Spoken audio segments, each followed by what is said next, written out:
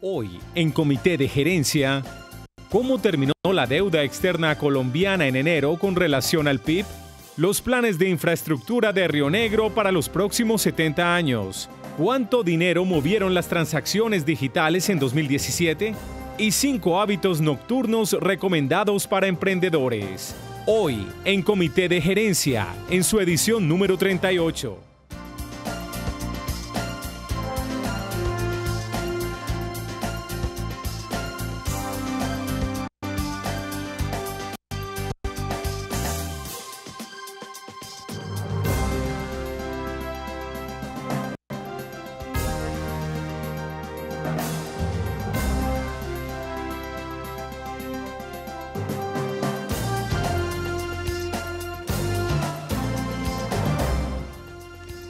Hola, bienvenido a Comité de Gerencia del canal Cosmovisión con información valiosa que ayuda a crecer su negocio. Nuestro invitado del día de hoy es Juan Sebastián Delgado. Vamos a estar hablando con él sobre marketing político. ¿Qué están haciendo los candidatos para ganarse el voto de los colombianos? ¿Cuáles son sus mensajes claves? ¿Cuáles son sus estrategias digitales? Más adelante aquí en Comité de Gerencia, que inicia con la noticia del día, Juan Hurtado. El Banco de la República lo que hace es mostrar en cuánto está la deuda externa para Colombia con respecto al PIB. Tiene un 39.5%, llegó a enero, y esto totaliza un monto de 347 billones de pesos colombianos. Y si bien en términos totalitarios aumentó la deuda externa, pues en términos proporcionales con respecto al PIB disminuyó. Esta noticia es positiva, sin embargo, es importante estar analizando en los próximos días qué va a pasar con las elecciones y el desarrollo del presupuesto del plan fiscal para Colombia, porque de acuerdo a las agencias calificadoras que están muy pendientes de esta variable, pues podría encarecerse los créditos a futuro, es decir, la nueva deuda externa que haga Colombia en los próximos meses. Dice el economista José Manuel Restrepo de la Universidad del Rosario que dos de las razones para que haya disminuido esta deuda con relación al PIB es primero la baja en la tasa de cambio y por supuesto el aumento en los precios del petróleo. No es un misterio que nos estamos quedando sin espacio para vivir, sin aire para respirar en Medellín, no es ninguna alarma, es cierto, de tal manera que mucha gente se está desplazando al oriente antioqueño buscando nuevas oportunidades para hacer su vida allí. Por eso Río Negro se está preparando para ese futuro. Así es, en el oriente antioqueño, Río Negro, se están preparando todo lo que es desde el plan de ordenamiento territorial, la infraestructura vial, que evidentemente es un paso súper importante para lugares como Guarne, como Carmen de Viboral, como La Ceja, como El Retiro, y eso está precisamente constatado en el plan vial que están trazando. La meta 2019 es construir 30 kilómetros y dejar diseñados 90 de los kilómetros proyectados para los próximos 70 años, o sea, es un plan bastante ambicioso, y consta de 3 intervenciones. La primera intervención es en el tramo 11, que va a tener un costo por total de 24.836 millones de pesos. El segundo tramo incluye la vía desde el Comando de Policía al Porvenir hasta la Glorieta del Éxito con un costo de 18.719 millones de pesos. Y la tercera obra es Transversal 1, que tiene un costo de 30.429 millones de pesos. Cabe anotar que este proyecto también tiene una parte de responsabilidad social, porque cada árbol que de pronto se vaya a retirar por cuestiones de de las obras, pues se van a sembrar 3 o 4 árboles más. Esa es la promesa que se está reteniendo. Y es que es ley también, Luis. Claro. En los municipios, volver a sembrar. Evidentemente, el impacto ecológico que tiene ese tipo de obras, pues en beneficio de la movilidad, también tiene que ser restituido desde el punto de vista ambiental. Entonces, un punto positivo para el municipio del Oriente Antioqueño. Esto se suma al plan que tiene ese municipio del Oriente de nuestro departamento de tener un tren ligero para antes de finalizar 2019. Será pues entonces un municipio muy importante. Ese tren supuestamente conectará con el aeropuerto, con otros municipios y veredas cercanas a Río Negro. En medio de las críticas, Facebook acaba de anunciar otra práctica también polémica. Juliana. Bueno, y es que Facebook acaba de revelar que de hecho sí se escanean los mensajes privados enviados por todos los usuarios de esta plataforma, pero especificaron que las herramientas que escanean los mensajes tienen el objetivo de identificar comportamientos que no están permitidos en Facebook. Lo que dijeron en un comunicado fue que las imágenes y los GIFs también son escaneados porque lo que hace el software de identificación es buscar cosas como pornografía infantil, nexos con el terrorismo o imágenes que simplemente son inapropiadas y que se valen de la explotación de la tecnología para ser divulgadas a través de la red social Facebook. También escanean, por ejemplo, cuando uno envía o comparte un enlace en busca de malware o cualquier tipo de virus cibernético. Facebook aclaró en una declaración bastante dudosa y polémica que no utilizan las conversaciones privadas de los usuarios para entenderlos, ni para ayudar, ni para vender esa información a ninguna compañía. Está la duda, ya que se supo a través del escándalo de Cambridge Analytica que sí habían vendido la información de más de 50 millones de usuarios. Entonces, ante estas declaraciones nos quedan muchas dudas. Incluso no era 50, subió como 80 millones y adicional a eso, también haciendo un poquito de abogado del diablo. Sí.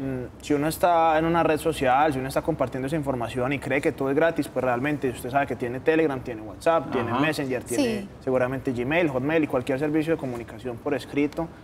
Pues usted seguramente tiene que tener consciente de que está expuesto de pronto a ese tipo de situaciones, y yo pienso que es más un poco de, digamos, de ruido adicional a lo que ya ha venido pasando, pero no me extrañaría de pronto que otras empresas grandes también tengan ese tipo de información, con ese tipo de controles, sin necesidad de defenderlos, pero simplemente como para poner la discusión. Lo que pasa es que el nivel de privacidad, mejor dicho, lo que uno termina accediendo cuando ingresa a una red social, aparentemente únicamente era tu nombre y tu correo electrónico, pero ahora están ya, como advierte Juliana, metiéndose en las conversaciones. Y vaya uno a saber si es solamente para detectar malos comportamientos, malas prácticas, o si es para detectar de qué estás hablando, y probablemente no se lo van a vender a nadie de manera fraudulenta, pero es el mismo Facebook que al monitorear tus conversaciones, si estás hablando mucho de qué, digamos, de drones, porque te interesan los drones, o te interesa el fútbol, te empieza a ofrecer publicidad de eso. Entonces están yendo un paso más allá que uno no se esperaba. Y es un debate muy interesante porque con estos temas tecnológicos lo que se reabre es, o los dos temas que se ponen en la balanza es la privacidad versus la seguridad nacional. Y eso es lo que dicen los presidentes alrededor del mundo, y hace algunos años pues, se conoció que México había contratado a Pegasus, una plataforma para poder espiar a muchos de sus ciudadanos e incluso periodistas, y el argumento que daba el gobierno era que el bien común prevalece sobre el bien particular, es decir, la seguridad nacional es un tema tan importante que prevalece sobre la privacidad. Deja obsoleta la privacidad. Ahora bien, yo hago una pregunta en la mayoría de los casos. El que es malo, es decir, el que tiene malas intenciones y las va a publicar o va a comunicarse de alguna manera en una red social, siempre usa un homónimo, un seudónimo, sí, claro. Siempre va a utilizar un seudónimo, no es la persona real. Y se abre un debate porque alguna vez Seth Godin, el famoso profesional de marketing, decía hace 10 años, la red funcionaría mejor si todo el mundo fuera real. Es decir, si yo hablo con Juan Hurtado, hablo con Julián, hablo con Luis, no hablo con Chuchito, no Chucho González, con otro Chucho cualquiera, o con un alias que no conozco. Entonces, si la gente está claramente identificada, si las redes sociales, en lugar de construir una masa crítica a las bravas con bots y con gente que no existe, la construye con gente de verdad, pues probablemente la gente de verdad no te va a estar publicando nada de terrorismo ni nada de pornografía. Eso iba a decir yo considero que los pedófilos y los terroristas no se comunican a través de Facebook, entonces esto me parece como más bien una portada. Uno sabe, ya si nos adentramos en el tema, estas personas abundan en la deep web, que ya es otro tema por completo y es una cosa muy difícil de regular. Yo no creo que Facebook de verdad El pedófilo va con máscara, sí se mete a Facebook, pero va con una máscara. Sí, eso es cierto, pero yo creo que en Facebook eso no es lo que hacen, o sea, ese no es el objetivo principal, me parece muy sospechoso. Yo les doy la razón, aunque también le doy la razón a que esos filtros hay que hacerlos y los gobiernos tienen que hacerlo como por la responsabilidad social que tiene con la ciudadanía, e incluso hay personas, o se sabe de tiroteos en Estados Unidos de personas que montaban sus imágenes, sus contenidos, o sus comportamientos previos que daban. El último francotirador que disparó en Stoneman tenía imágenes en Instagram así lleno de armas y decían, pero esto lo pudimos prevenir de alguna manera, y fallaron. E incluso con cuentas oficiales de propagandas de terroristas del Medio Oriente. O sea, esos filtros son necesarios, aunque tienen razón de que las verdaderas personas pues van a estar muy encriptadas, muy en el anónimo. Y del lado oscuro de las tecnológicas hablamos ahora de un tema que es muy atractivo para muchas personas, y es la posibilidad, por ejemplo, de trabajar en Google. que se ha vuelto un referente en cuanto a las prebendas y a los beneficios que tiene para sus colaboradores, con restaurantes, con chefs súper reputados, con muy buena comida, con comodidades. Eso sí, hay que trabajar mucho, pero a la hora de las comodidades, Google las ofrece todas. Entonces Google se ha vuelto un referente y lo está copiando varias empresas tecnológicas, entre ellas Airbnb. Esa empresa que menciona Santiago nació en el 2008 con 3 colegas en la ciudad de San Francisco y el día de hoy tiene hasta 3.100 empleados alrededor del mundo, y en su plataforma Airbnb participan alrededor de 4.5 millones de propiedades.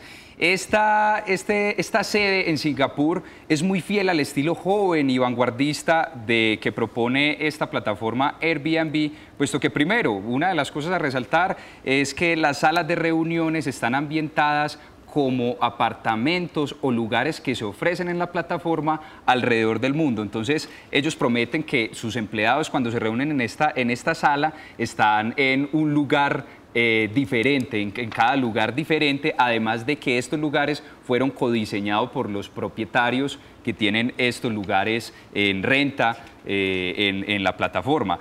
Otra de los temas que llama la atención es la estructura totalmente plana de las oficinas y que no son estrictos en que cada empleado debe ocupar un puesto específico, un lugar específico en este edificio de 3 pisos ubicado en Singapur, y que por el contrario pueden andar libremente alrededor de toda esta edificación.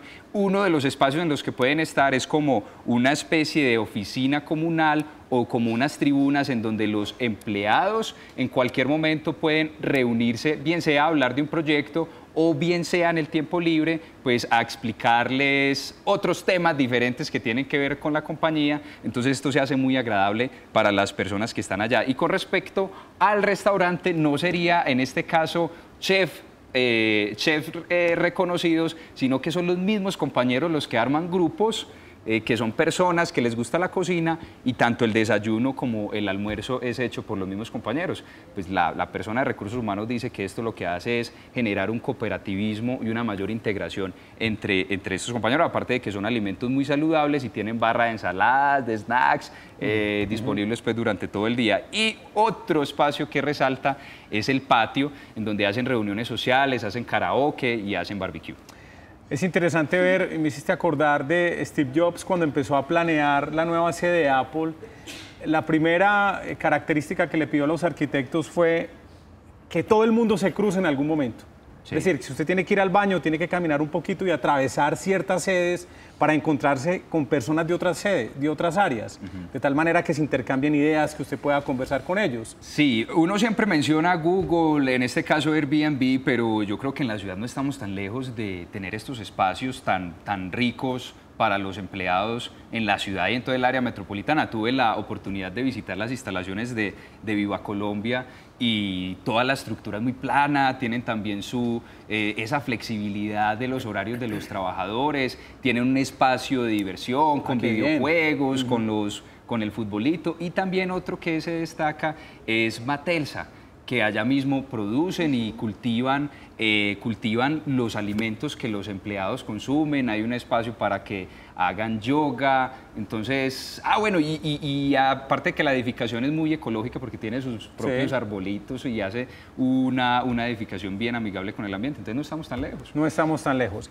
En un momento, algunas cifras importantes del comercio electrónico en Colombia. También estaremos hablando con nuestro invitado sobre marketing político. Y antes de la pausa, una recomendación.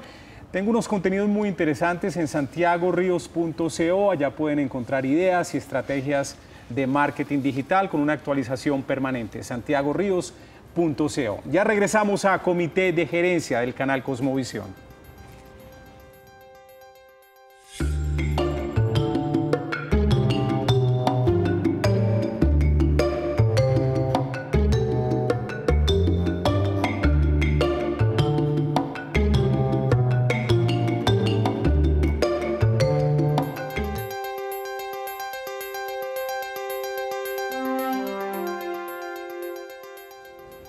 Bueno, y como siempre, no solamente les traemos información valiosa para crecer tu negocio, sino también supremamente interesante, y es por eso que estamos acá con el doctor Felipe Gómez, director clínico de Vivar Dental Clinic, que nos viene a hablar sobre algo muy interesante que se llama la ortodoncia invisible. ¿Cómo estás, Felipe? Bienvenido. Muy bien, Juliana, muchas gracias. Bueno, cuéntanos en qué consiste este nuevo tipo de ortodoncia.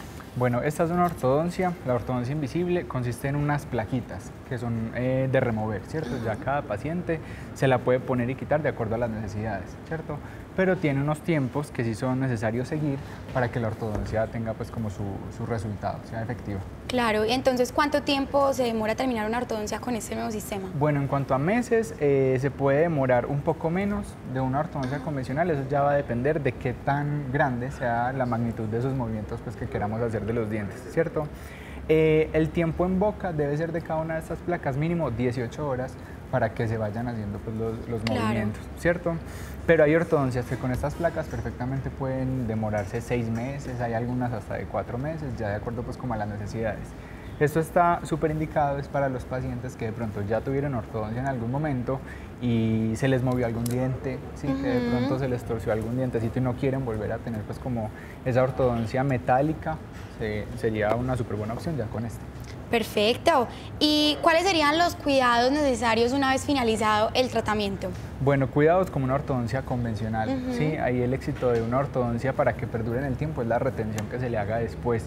Ahí, después de terminar, no significa que el paciente entonces no se pueda poner sus retenedores. Ahí se dice, ¿cuánto tiempo quieres que te dure la ortodoncia? Toda la vida. Bueno, entonces utiliza la retención toda la vida, ¿cierto? Ya hay diferentes tipos de retención. Hay retenciones removibles, ¿sí? Que son los retenedores pues, que conocemos, o hay retenciones fijas que se pueden hacer por la parte lingual de los dientes. Entonces el truco está en eso, en que el paciente sea muy juicioso con la retención para que el resultado nos vaya a durar. Perfecto, Felipe. Entonces, para resumir, recuérdanos, ¿qué pacientes en específico son candidatos para este tipo de ortodoncia? Los que ya tuvieron ortodoncia y se les torcieron un poquito, ¿y quién más? Bueno, y también se pueden hacer ortodoncias completas, pacientes que en algún momento no hayan tenido, pero entonces hay que tener en cuenta la valoración, porque de acuerdo a esas magnitudes, como te decía, ya los pacientes empiezan pues como a ser candidatos, ¿cierto? Ya de pronto cuando hay espacios demasiado grandes, ya esta ortodoncia no nos va a servir, sino que tiene que ser la ortodoncia convencional. Completa, sí. Exacto. O ya cuando hay movimientos mucho más agresivos, ¿cierto? Que de pronto girar un diente completo, ya eso sí tiene que ser con ortodoncia convencional. Ah, bueno, perfecto. Cuéntanos a qué teléfono o WhatsApp podemos encontrar a Vivar Dental Clinic. Bueno, se pueden comunicar al 322-640-2797, ese nos funciona como teléfono y también como WhatsApp. Por ahí pueden agendar la cita, ya sería pues directamente conmigo la cita de valoración o en este caso con la doctora Ángela, que es nuestra ortodoncista, ¿sí? Esa cita de valoración para los pacientes que se comuniquen a través de ese número es completamente gratis, entonces para que se animen. Perfecto, Felipe, muchísimas gracias por estar con nosotros, te esperamos por acá nuevamente. No, muchas gracias a ti.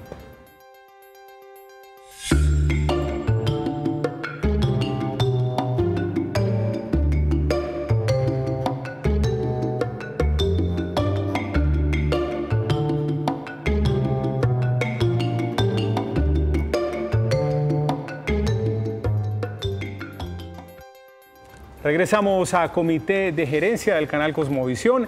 Información valiosa que ayuda a crecer su negocio. En un momento, nuestro invitado del día, estaremos hablando con él sobre marketing político, cuáles son las estrategias de comunicación, de redes sociales, estrategia digital que tienen los candidatos. Por ahora, indicadores con Juan Hurtado. La tasa representativa del mercado para el día 9 de abril es de 2.791 pesos, el euro se cotiza 3.438 pesos, un barril de petróleo 63.15 dólares y una libra de café 118 centavos de dólar. ¿Nos ibas a contar algo, Juan, de la cartera de leasing que aumentó en Colombia? Sí, señor. Esto lo que demuestra es que se está moviendo bien este negocio en Colombia. Esto lo ha hecho Asobancaria, que la cartera del leasing subió un 9.5% para diciembre de 2017 y totaliza un monto de 43.6 billones de pesos. Asobancaria, aparte de este dato, también anuncia que creará la dirección de leasing, lo que hará a las veces de lo que alguna vez fue Fedeleasing. Una empresa sostenible es aquella que crea valor económico, medioambiental y social. Fenalco tiene un plan para apoyar las pymes en toda su estrategia de sostenibilidad. Luis Restrepo. Así es, pues FENALCO lanza un programa que se llama Pymes para el Mundo, en el que quiere desarrollar toda la parte o establecer una estrategia sólida y una metodología práctica que pueda realizar para el desarrollo sostenible de las empresas. Esto lo hace a partir de la Dirección de Innovación y Gestión del Conocimiento y también lo hace con alianza con el GRI, que es el Global Reporting Initiative, que es una iniciativa para controlar metodológicamente el desarrollo sostenible de las empresas. Una cifra importantísima es que en el año 2017 se invirtieron 1.121.000 millones de pesos en recursos para el desarrollo sostenible a partir del sector de las empresas. Y esto es muchísimo más alto, cerca del 50% más de lo que se invirtió en el año 2016, lo que quiere mostrar una clara tendencia del compromiso que tienen las empresas con el desarrollo sostenible. Y en este caso, pues la idea es brindar capacitación permanente, realizar un informe de sostenibilidad bajo la metodología que establece el GRI, un apoyo sectorizado para que las empresas, y en este caso las pymes, pequeñas y medianas empresas del sector, puedan tener esto a la mano y puedan tener una metodología realmente interesante realizarlo. Esto va a ser a partir del mes de abril en Medellín y en Bogotá. Si obviamente tiene interés en este tipo de información, pues puede consultar directamente en el portal de FENALCO. Hace poco Juliana Pérez, muy emocionada, nos hablaba del próximo Ciberlunes. ¿Cuándo es que es? Eso, 16 y 17 de abril. Muy bien. Y para continuar aportando obviamente al crecimiento del comercio electrónico en Colombia, se hará este Ciberlunes. ¿Y qué pasó con el comercio electrónico? ¿Cómo se movieron las transacciones el año pasado? Les fue muy bien, porque aumentaron tanto el monto que se transó en el sistema electrónico y digital, así como el número de transacciones. Las transacciones aumentaron en un 36% y el monto totaliza 51.2 billones de pesos colombianos. Los sectores que más movieron este buen comportamiento siguen siendo el sector financiero, el comercio y el gobierno. Y las transacciones que más aportaron a este buen comportamiento fueron el pago de impuestos y el pago de servicios públicos. Esto lo que demuestra es que se está teniendo una mayor confianza por parte del consumidor hacia nuevos canales digitales. Un tip ahí, qué pena, cortico y bien importante para los televidentes. Si usted quiere pagar los impuestos a través de su tarjeta de crédito, es una buena idea. Muchas veces se hacen convenios, hace historial crediticio, lo hace a una cuota, le da historial crediticio, le da puntos de la tarjeta de crédito, está al día con su pago y obviamente lo paga con el efectivo después de una cuota, y eso le puede permitir tener un buen historial. ¿Por qué hablas de una cuota? Obviamente pues por no diferir, pues por no crear una tasa de interés. Para no incurrir de pronto en intereses de la tarjeta de crédito como tal tiene intereses que son los más altos de mercado, que están cercanos a la tasa de usura, que pueden ser del 1.8 claro, o 2% mensual.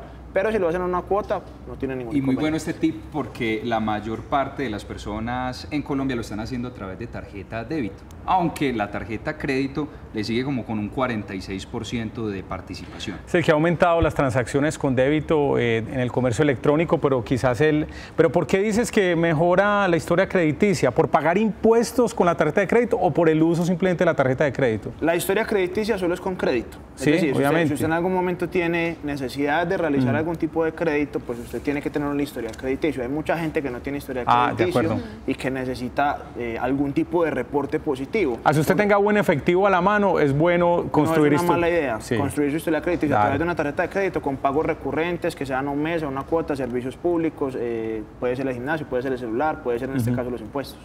Ahora que hablábamos de las comodidades de Airbnb y de oficinas como la de Google, me quedo pensando muchas veces que la intención de los dueños de las empresas es que la gente se quede más tiempo en la empresa, es decir, que trabaje a deshoras, que no se vayan para la casa. Y esto en parte tiene que ver con algo muy interesante que ha preparado Juliana Pérez sobre los hábitos deseables de los emprendedores cuando terminan de trabajar, que incluso, Juliana, yo creería que no son solamente para emprendedores, sino para empleados en general de las empresas. ¿De qué se trata? Exactamente eso iba a decir. Estos son 5 hábitos que son imprescindibles no solo para emprendedores, sino para cualquier empresario o trabajador que no solo quiera ser más efectivo en su trabajo, sino ser una persona más feliz. Entonces, yo quiero preguntarle a ustedes, como trabajadores, ¿qué hacen al llegar a su casa? Cuando llega su momento de ocio, ¿cuál es su rutina? Pues yo juego con mi hijo. Sí. Que no me deja trabajar. Yo al menos en la casa sigo trabajando, pero tengo una hora para parar. Es decir, y después me olvido del computador y de WhatsApp y de todo eso. Importante. Claro, no, yo incluso programo el celular y que tiene la hora exacta para ir a dormir. Entonces eso es una guía muy interesante. Bueno, es interesante porque a muchas personas nos pasa que al final del día se nos olvida tomarnos 5 minutos para evaluar qué fue lo que hicimos, y es muy importante que empecemos a tomar conciencia de las prácticas que nos pueden ayudar a ser, como dije, no solo más productivos y eficaces en el trabajo, sino más felices, y tener más energía para el trabajo. Entonces vamos a dar los 5 tips que son indispensables para ser un mejor trabajador. El primero es evaluar su día. De hecho, Benjamin Franklin era famoso por tener horarios y por plantearse preguntas todo el tiempo, y al finalizar todos los días él se hacía la siguiente pregunta: ¿qué logré hoy? Maravilloso. Muy importante. Sí. Entonces, la sugerencia es que al finalizar el día cada persona se tome 5 minutos para plantearse las siguientes 3 preguntas, que son: ¿cuáles son mis metas a corto y largo plazo y qué hice hoy para impulsar dichas metas? La segunda es: ¿por qué cosas en específico me siento agradecido? Y la tercera es: ¿qué puedo cambiar con todo lo que ya he aprendido y con todos mis errores? Sí. Es muy importante, y de hecho me parece interesante porque, por ejemplo, la del agradecimiento la recomiendan mucho a personas que no se sienten felices, que sienten que su trabajo es una carga o que están entrando en un estado de depresión. Es muy importante siempre pensar en lo que nos sentimos agradecidos y las razones para ser felices. Eso puede ser muy espiritual, y aquí no hablamos ni mucho menos religión, pero que funcione y que es verdad totalmente. Total. O sea, sentirse agradecido con algo, con alguna persona, con algún hecho de la vida, sea cual sea la persona en la que usted cree o en el ser superior que usted cree, agradezca de alguna manera porque le ayuda mucho para su trabajo. Agradecer. Entonces, ahí va el primer tip. El segundo es establecer 3 prioridades para el día siguiente.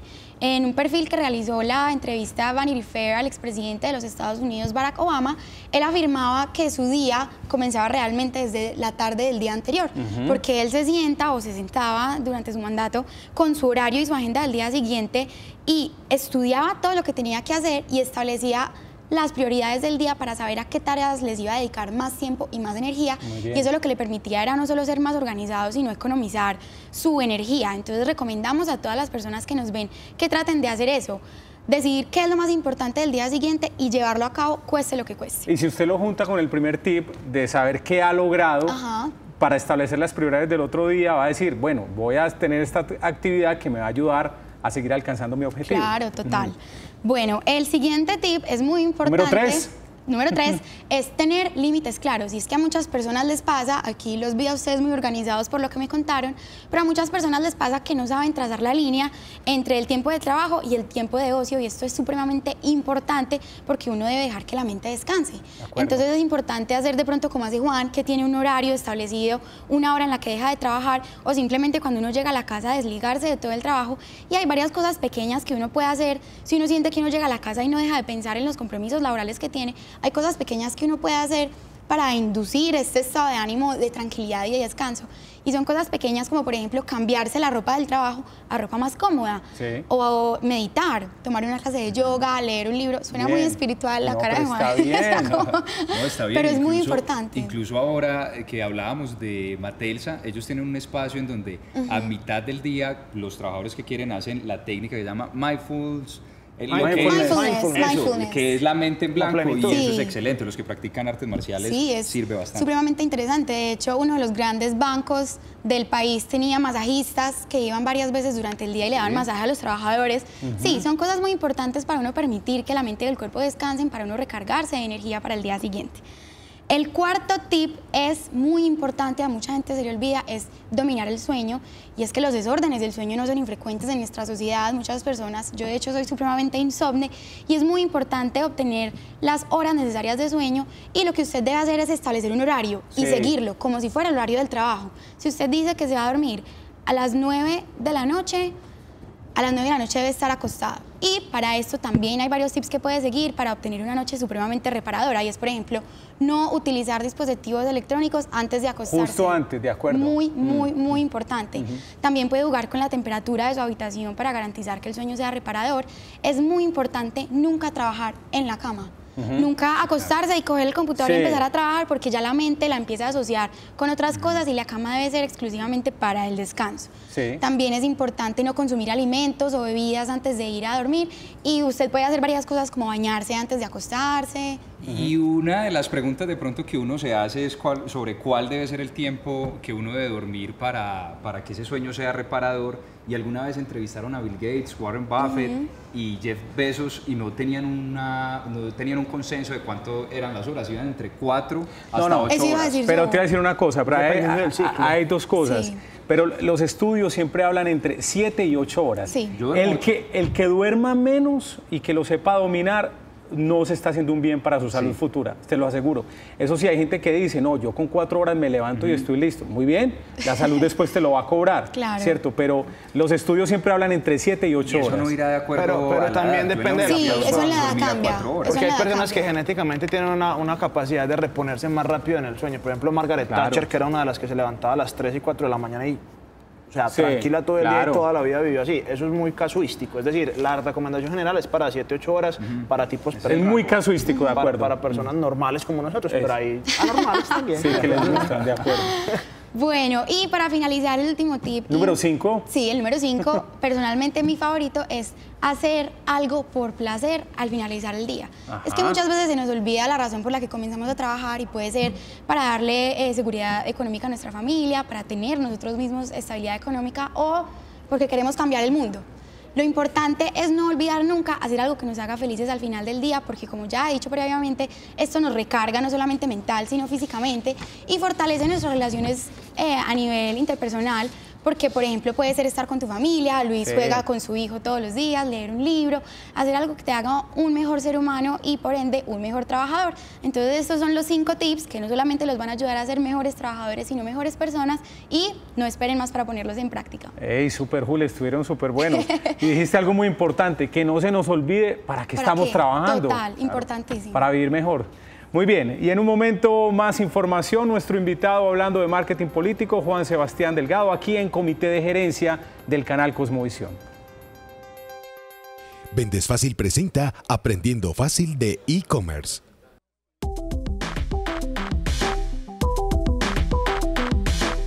Gracias a la plataforma de Vende Fácil, mis ventas han aumentado un 90% por todos los servicios que ofrecen, como pago contra entrega y envío a muchos destinos, gracias a que cuenta con el apoyo de Coordinadora. Aquí en Colombia muchos desconfían de pagar con tarjetas, entonces gracias a este servicio de pago contra entrega hemos tenido muchas ventas, ya que la gente al recibir su producto cancela y se siente más confiado. Para todas las pequeñas empresas que todavía no tienen su tienda virtual, los invito a que tengan su tienda virtual con Vende Fácil, para que tengan todos esos beneficios que ellos ofrecen y se abran al mundo, que todos los conozcan.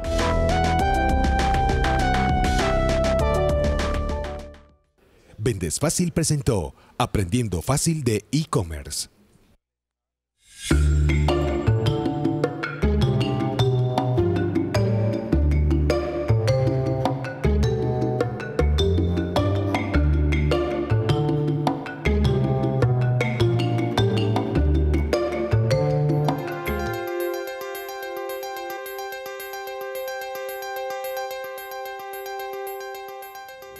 Y esto es lo que está pasando en la bolsa a nivel local. El viernes el índice Colcap cerraba con 1.520 puntos y en la mañana de hoy, 9 de abril, sobrepasaba la barrera de los 1.530 puntos con 17 de las 25 acciones que compone el Colcap en positivo, al alza. También la Superfinanciera revela cuáles son los bancos que más están invirtiendo en el mercado, tanto en inversión de portafolio, que significa que invierte pues, en acciones, en diferentes instrumentos, pero también en derivados para controlar el riesgo de las tasas de interés. Estos son en su orden. Bancolombia invirtió para enero del 2018 25.5 billones de pesos colombianos, y le sigue Banco de Bogotá con 21.5 billones de pesos colombianos. Esto aumentó 3.18% con respecto de enero con respecto a diciembre. Una de las razones que dan los expertos es que por esta época del año se mueve mucho más flujo de dinero y eso es positivo para la bolsa. Por el lado internacional, sigue las mismas variables dando de qué hablar todos estos días. Hoy escuché en Bloomberg esta mañana las 3T. Trump, tweets y trade, o lo que es la balanza comercial. Bueno. Esas 3T es lo que está moviendo todos los mercados a nivel internacional. El Dow Jones disminuía para el viernes en 500 puntos, dado pues estas 3T que estamos hablando. Y para el domingo, Trump en el Twitter decía lo siguiente, que reafirmaba su amistad con el presidente de China, que China eliminaría estas imposiciones arancelarias y que se podría llegar a un acuerdo adecuado con respecto de la propiedad intelectual. Más que echándose, está suavizando está suavizando el lenguaje, pero no le está quitando la responsabilidad a China. Sí. Esa es una de las estrategias de negociación, porque dice, él no en ningún momento dice que va a quitar los aranceles a los productos chinos, sino que dice que China los va a quitar, porque son amigos, porque además se va a llegar a un acuerdo adecuado con respecto a la propiedad intelectual. Lo que sí está causando en los mercados es más tranquilidad. Sin embargo, después del tuit el domingo del presidente de los Estados Unidos, el ministro de Comercio de China decía que Estados Unidos es el culpable y que es imposible negociar en este ambiente hostil.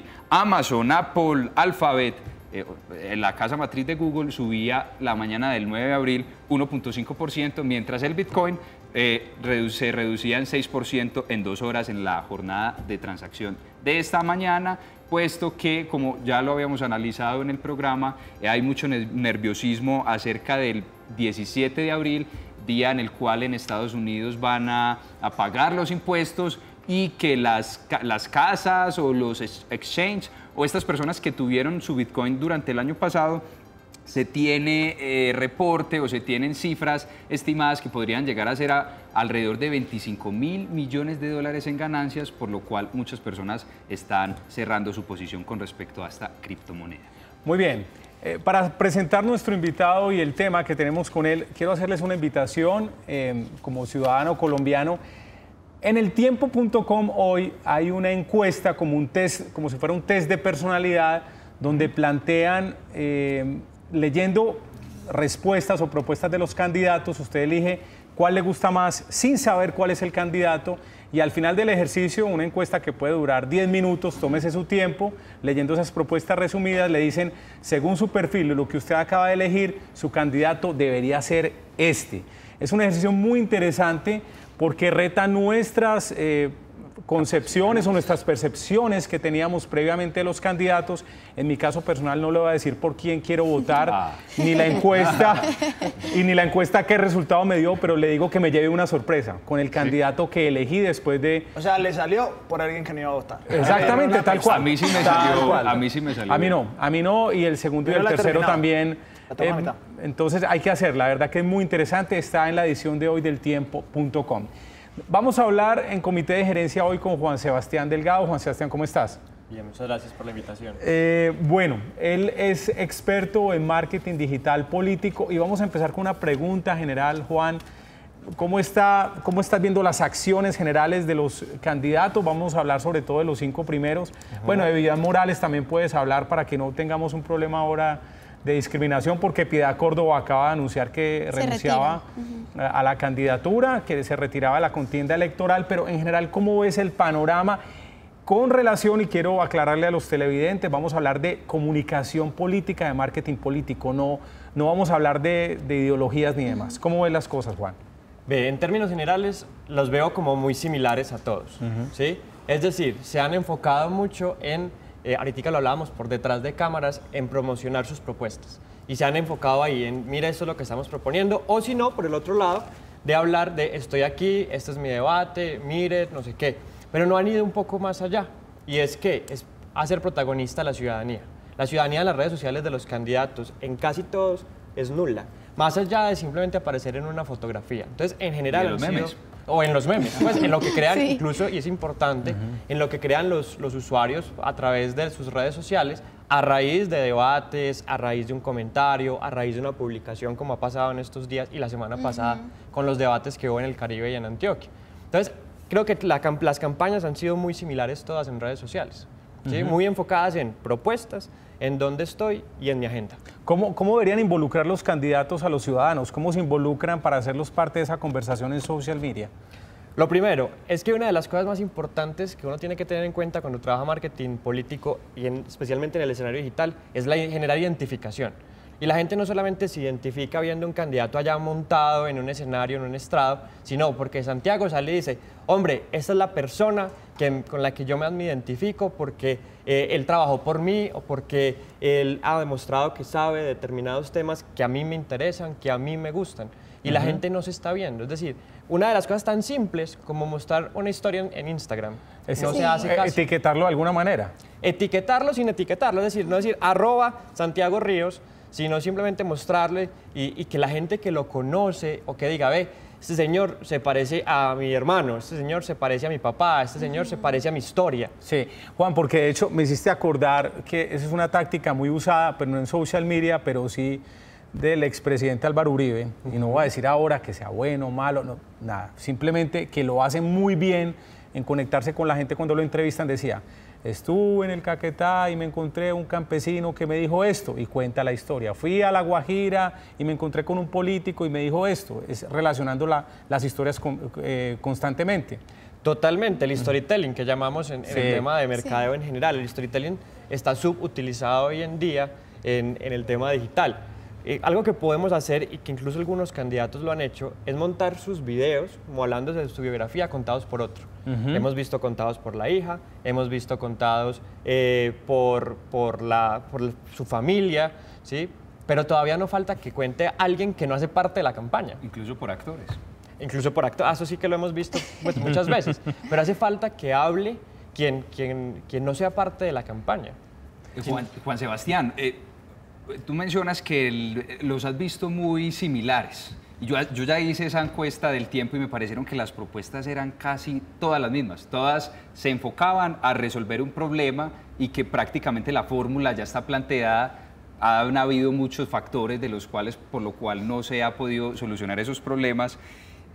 Pero una de las conclusiones que yo saco es que no solamente son las propuestas, sino que también es necesario ver quién está detrás de esas propuestas para ver su historial o su capacidad de poder ejecutar lo que está prometiendo.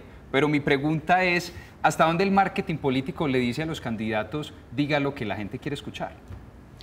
Tan así, tan literal como diga lo que la gente quiere escuchar, pues no te va a decir sí o sí no. ¿Sí? ¿Qué sí le dice? Vea, tenemos que hacer diferentes cosas entre cómo se viste, es importante en el marketing, cómo mueve las manos, cómo se para, qué es lo que está diciendo, entonces tiene que decir las propuestas. El color del pelo también. Hasta el color del pelo, ¿sí? Eso es una estrategia que su equipo de campaña ha definido, pero finalmente eso hace parte de. Pero ya cuando va al digital, tienen que tener claro, es no solamente todo esto, que un usuario o una persona del común no se va a parar al frente de una red social y decir, la foto de esta persona quedó como movida. Eso no le interesa, ¿sí? Pero ¿qué me está diciendo? ¿Qué me está transmitiendo algo? Porque hay muchas cosas del marketing político y que se ve en digital que nosotros ni siquiera nos damos cuenta. Hay dos cosas ahí con lo que decía Luis ahora del color del pelo. Yo sé que hace referencia al candidato Iván Duque. Total. Pero mira, la revista, dando crédito, porque eso es un cuento muy regado, la revista Semana comprobó en la última edición que el señor sí tiene canas. O sea, el señor no está. Pero yo diría, mejor dicho, que las comparaciones que le han sacado de pelo negro y de pelo canoso son montajes, son fake. Entonces, puede ser. Que de hecho yo ahí mismo pensando en el tema hoy con Juan Sebastián, el señor Duque, porque Juli lo sabe más, cuando alguien se tiñe, ¿eso se saca con qué? ¿Con agua o cómo se...? No, eso es un proceso para quitarse la tintura la tintura, del pelo, es un proceso. Porque yo creo que él debería hacer un video así, vea, me voy a tratar de quitar la tintura y se dan cuenta que no se me quita, que si soy peligris. Yo no sé si eso tendría que ser como en una peluquería, pero ya perdería credibilidad, no sé cómo haría él para comprobar eso. Qué pena, Juli, que ibas a preguntar que... Sí, Juan Sebastián, sabemos que ya las plataformas digitales son protagonistas en todos los procesos, incluido un proceso electoral. ¿Cómo se ha tenido que transformar la campaña de un político versus lo que era antes, que veíamos políticos muy acartonados, muy serios, versus ahora que vemos una cara más cercana de ellos a través de las redes sociales? ¿Cómo se han transformado las campañas de los políticos? Se han ido transformando progresivamente, es decir, que ya estamos de la noche al día, eso es mentira. Sí. Porque adicional a eso, hay que tener en cuenta que las redes sociales todavía no generan muchos votos, ¿sí? Pero sí informan, pero sí visibilizan.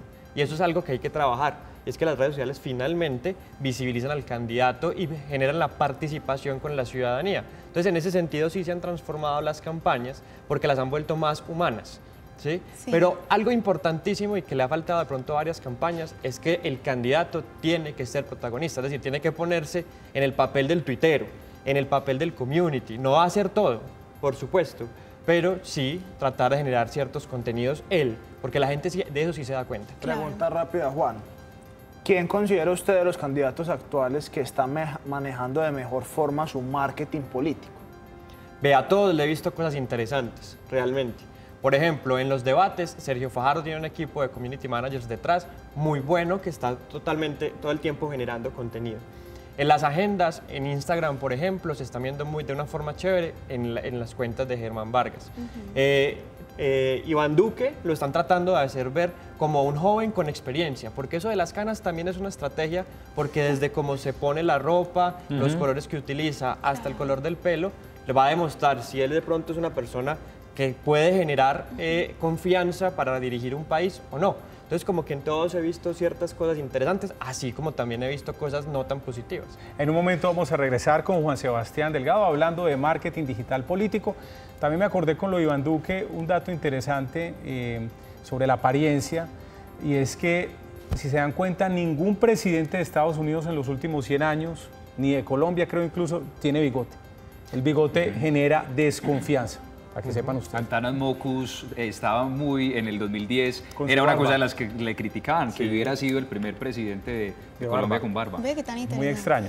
En un momento regresamos con más aquí en Comité de Gerencia del canal Cosmovisión.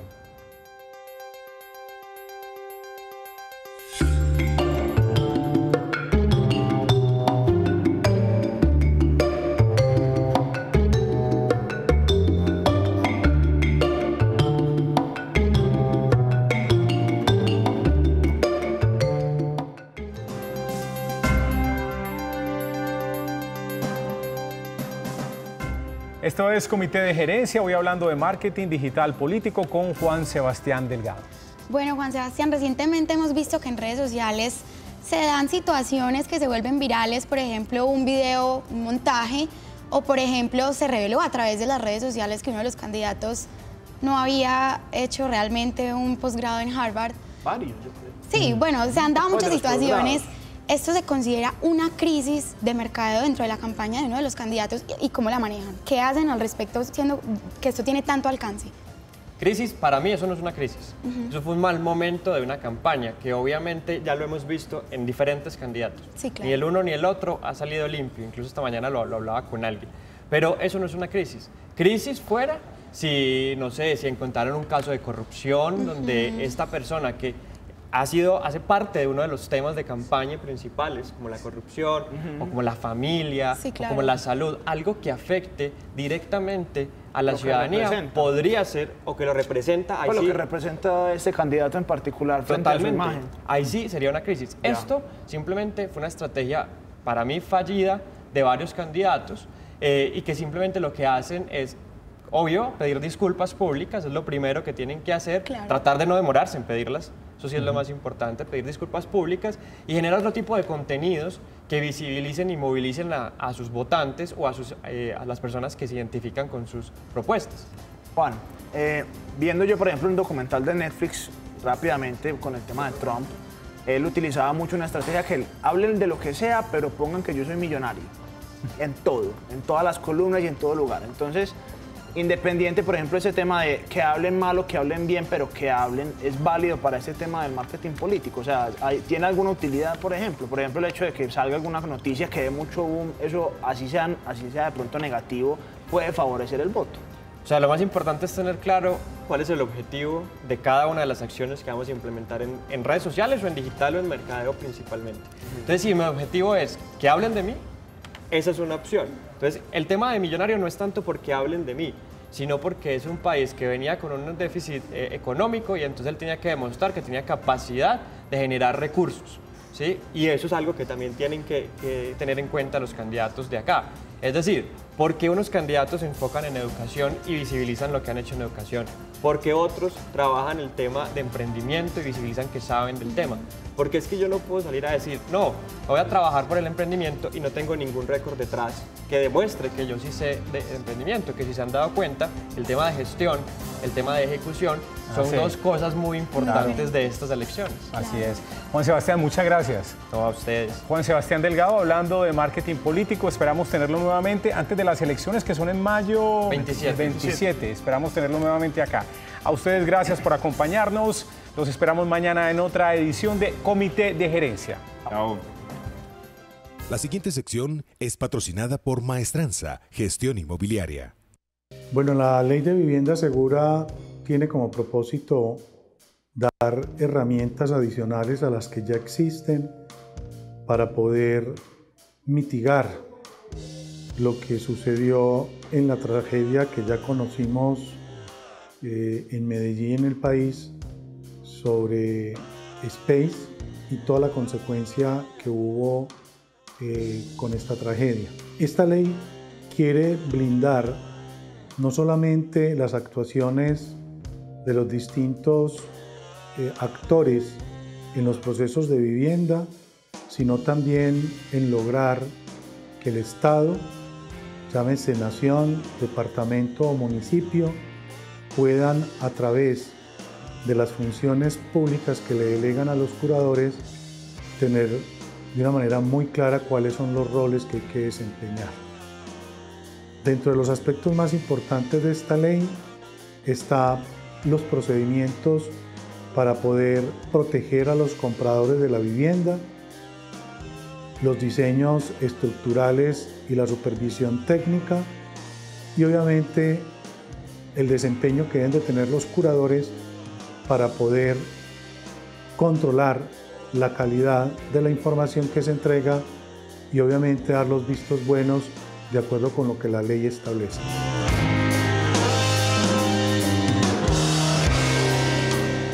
Lo importante de esta ley es que es un complemento a las leyes ya existentes y a los decretos reglamentarios, simplemente que se hizo énfasis en aspectos como las pólizas para proteger al comprador, obviamente para garantizar que todos los procedimientos, toda la cadena que establece la ley para dar un visto bueno con relación a un diseño estructural o a una licencia de urbanismo con construcción simultánea puedan ser procedimientos correctos y que hayan sido radicados en debida forma y que cumplan los requisitos.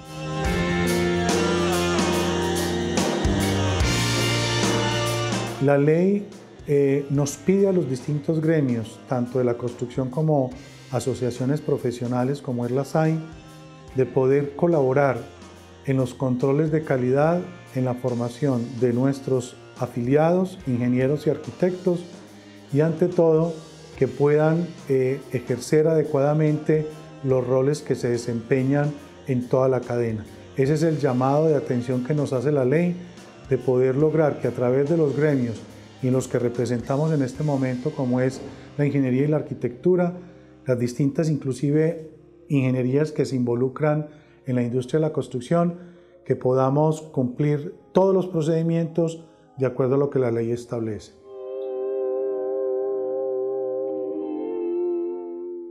La anterior sección fue patrocinada por Maestranza, Gestión Inmobiliaria.